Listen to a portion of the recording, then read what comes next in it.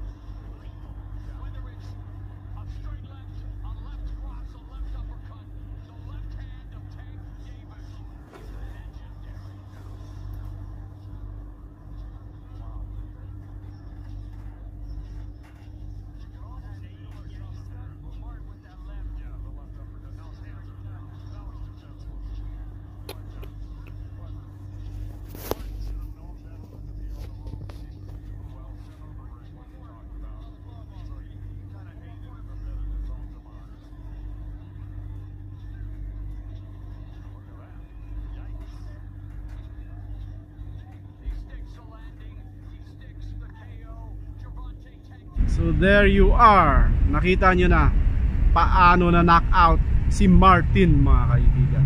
Medyo nagkulang lang siya sa ilag. Ayan. At saka sa counter dito kay Tank Davis.